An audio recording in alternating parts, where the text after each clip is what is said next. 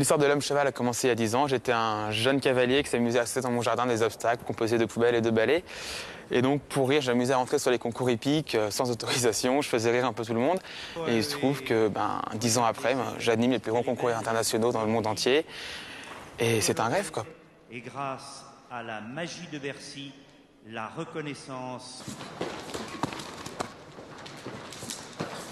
Oh, laisse tomber, t'as rien compris du tout. C'est même pas la peine. Oh, regarde. Regarde bien, c'est comme ça que ça marche. Regarde ici. Chibata, viens là, regarde. Je vais pas regarder. Bon, je te montre quand même. Tu viens là et tu sautes. Ok? Je te le remontre. Regarde. Tu regardes ici.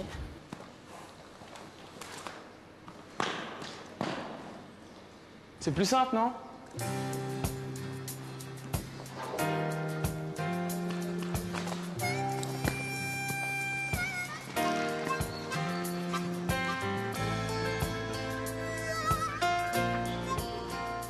La relation que j'ai avec les chevaux, c'est l'homme-cheval ne pourrait pas vivre sans cette relation privilégiée parce qu'on se comprend, on se parle depuis 15 ans. J'ai eu la chance de commencer quand j'étais très très jeune et depuis on ne s'est pas lâché. Je pense que c'est une grande preuve d'affection, de respect. Et si aujourd'hui je les imite, c'est plus par envie, par admiration qu'autre chose. Hein. C'est une grande histoire.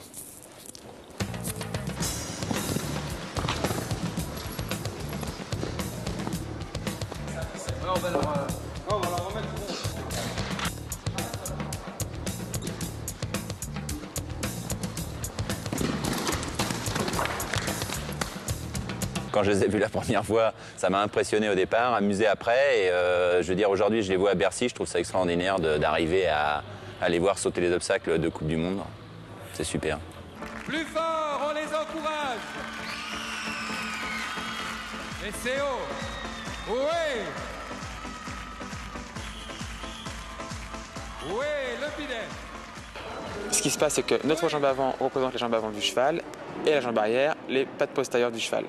On pourrait assimiler ça grosso modo à un saut de haie, sauf que la jambe avant n'est pas allongée mais repliée sur elle-même et que la jambe arrière, elle suit comme elle peut, on ne sait pas comment encore.